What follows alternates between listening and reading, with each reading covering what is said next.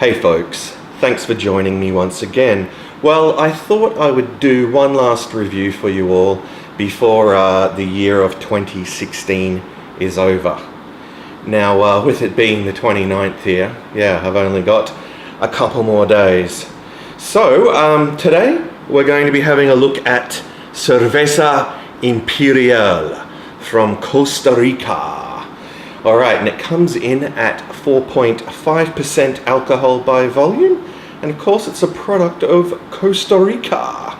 Alright, so I can't tell you much more about it. I was fortunate enough to get a carton of it about maybe 3 weeks ago, and this is my second last bottle, believe it or not.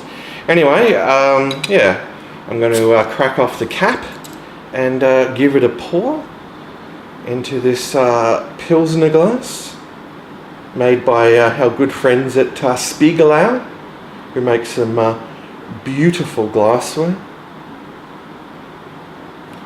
Alright, a nice pour there. Okay, let me put that down and let's move it closer to camera to make an assessment of the appearance, as we always do. Well, as you can see, it's very effervescent, a lot of bubbles streaming to the top there. Looks very enticing. The colour is a very clear golden yellow colour, as you would expect from a lager, and we've got a nice thick bright white head there, just a little under 3 fingers in fact. It looks really good. Alright, so on to the aroma. Alright, definitely picking up some malt there. Perhaps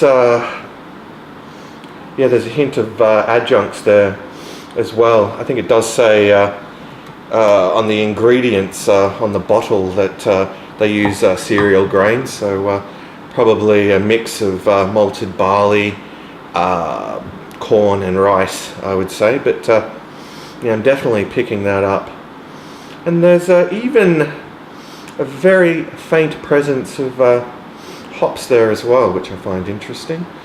Yeah, slight fruity note. Anyway, on to the most important part of the review, the taste test. So cheers to you all, and all the best for 2017, folks. Let's dive in.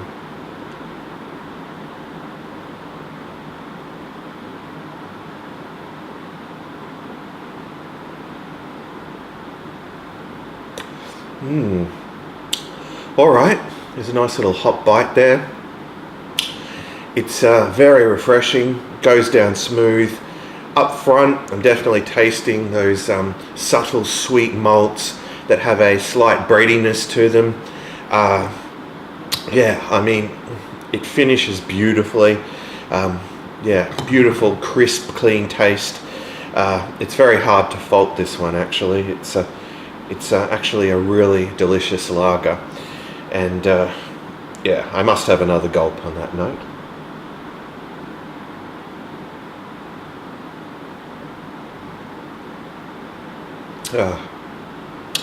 I'm really enjoying this immensely. It's definitely very minimal in terms of its bitterness, but it's got a nice fruity sort of tang to it. That just makes it all the more appealing, in fact. It's really quite superb, and it's really taken me by surprise, this one, in fact. I can't recommend it highly enough.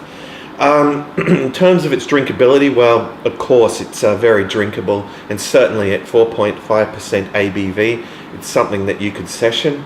Like I said, I've pretty much gone through a carton of this quite quickly. I did, a few weeks ago. I saved a couple of bottles, in the back of the beer fridge for doing this review. But in terms of the price point, well, even though I bought it online, they didn't actually charge me for postage, or freight as they refer to it.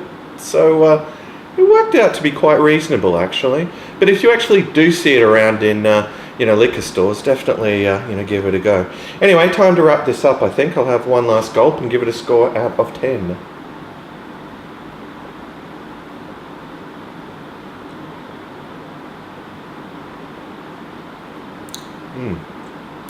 All right. Well, all in all, it's a very enjoyable beer. It's very smooth.